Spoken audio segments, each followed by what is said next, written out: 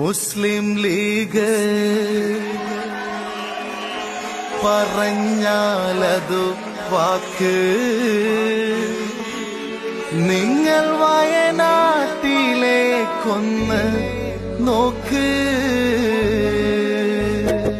മുസ്ലിം league പറഞ്ഞാലതു വാക്ക്, നിങ്ങൾ വയനാട്ടിലേക്കൊന്ന് നോക്ക്. സ്നേഹകാരുണ്യ ഭവനങ്ങൾ തീർത്ത് ചൂരൽ മലയിന്ന് പുഞ്ചിരി പൂണ്ട്.